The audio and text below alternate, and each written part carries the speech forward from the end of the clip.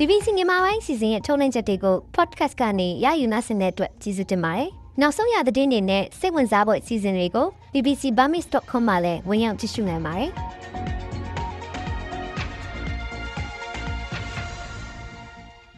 BBC မြန်မာပိုင်းစီစဉ်တွေကိုလန်ဒန်မြို့တော်ကနေတိုက်ရိုက်ထုတ်လွှင့်နေပါတယ်ကျွန်တော်ဝေဖြိုးပါစစ်မှုထမ်းပြည်သူတွေဂျပန်မလေးနဲ့ထိုင်းမှာအလို့ရအောင်လုပ်ဖို့နေပြီးတော့ညွှန်ကြားလိုက်တယ်စစ်မှုထမ်းပြည်သူတွေကိုပြည်ပအလို့ကန်အခွင့်အလမ်းရရှိအောင်ဆောင်ရွက်ပေးဖို့ဆိုပြီးနေပြီးတော့အလို့သမားမှုကြီးဌာနကပြည်ပအလို့ကန်ဝန်ဆောင်မှုလုပ်ငန်းရှင်များအသင်း MOEEA ကိုညွှန်ကြားလိုက်တယ်လို့ဒီအကြောင်းတိတဲ့ BBC သတင်းရင်းမြစ်သူကပြောပါတယ်ဝန်ကြီးဌာနတာဝန်ရှိသူတွေက MOEEA အဖွဲ့ဝင်တွေနဲ့နေပြည်တော်မှာပြီးခဲ့တဲ့ရက်ပိုင်းကတွဲဆုံချိန်မှာအခုလိုညွှန်ကြားလိုက်တာလို့လည်းသူကဆိုပါတယ်စစ်မှုထမ်းခြင်းလာအောင်လုပ်တာပေါ့အဲ့ဒီလူတွေကိုမဖြစ်မနေလုပ်ပေးရမယ်ဆိုပြီးညွှန်ကြားလာတာလို့သူကဆိုပါတယ်စစ်မှုထမ်းပြီးပြန်လာတဲ့သူတွေကိုရေပြူဟာအာထင်ဂျပန်ထိုင်းနဲ့မလေးရှားစတဲ့နိုင်ငံတွေကိုဆေးလွတ်ဖို့နေပြည်တော်ဘက်ကစန္ဒရှိနေတယ်လို့လည်းသူကဆိုပါတယ်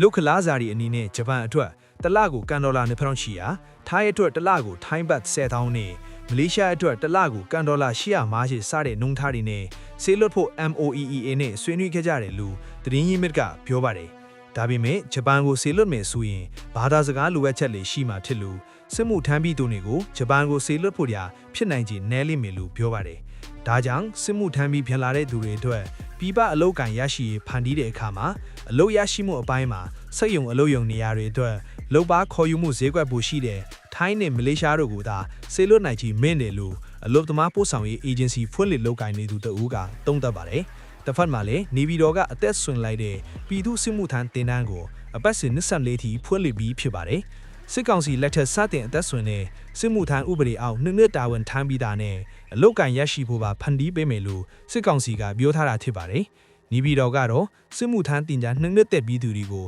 အင်ပြန်ခွင့်ပေးနေပြီလို့နိုင်ငံပိုင်သတင်းတွေကထုတ်ပြန်နေပါတယ်။ဧပြီလဆိုင်ပိုင်းတုန်းကတော့အစိုးရအဖွဲ့ပေးရကယားပြည်နယ်ဝန်ကြီးထုတ်ကကယားကရင်ပြည်နယ်ထဲကပြည်သူ့စစ်မှုထမ်းအပတ်စဉ်အတစ်ပြီးမြောက်ခဲ့သူတွေ385ဦးအတွက်အခမ်းအနားပြုလုပ်ခဲ့တယ်လို့နိုင်ငံပိုင်သတင်းမီဒီယာတွေကနေကြေညာခဲ့ပါတယ်။ဒါပေမဲ့စစ်မှုထမ်းအပတ်စဉ်တစ်ခုကိုလူ9000အထိစုဆောင်းမယ်လို့စစ်တပ်ကကြေညာထားတာကြောင့်စစ်မှုထမ်းတပ်ပြေသွားပြီးအိမ်ပြန်ရသူတွေသတင်းထုတ်တဲ့ပမာဏနဲ့ကွာဟချက်လူထောင်ကြီးနေတဲ့အပေါ်မေခွန်းထုတ်တာတွေလည်းရှိနေပါတယ်တော်တော်ရှင်များခင်ဗျာဒီညအတွက် BBC မြန်မာပိုင်းရဲ့ရေဒီယိုဓာတ်ရိုက်ထုတ်လွှင့်မှုတွေကိုတော့ဒီမှာပဲရန်နာခွင့်ပြုပါနောက်ဆုံးရသတင်းတွေအပြင်သတင်းသုံးသပ်ချက်နဲ့ဆောင်းပါးတွေရုပ်သံအစီအစဉ်တွေကို www.bbcburmese.com မှာလည်းအချိန်နဲ့ဒီပြင်းညီတင်ဆက်ပေးနေပါတယ် BBC ကိုအားပေးကြလို့ကျေးဇူးအထူးပဲတင်ပါတယ်တော်တော်ရှင်အားလုံးကိုစိတ်နှဖျားကျန်းမာရွှင်လန်းနိုင်ကြပါစေခင်ဗျာBBC ကထုတ်လွှင့်နေတဲ့အစီအစဉ်တော်တော်များများကို www.bbcworldservice.com/podcast ကနေ download လုပ်ပြီးနားဆင်နိုင်ပါတယ်ရှင်။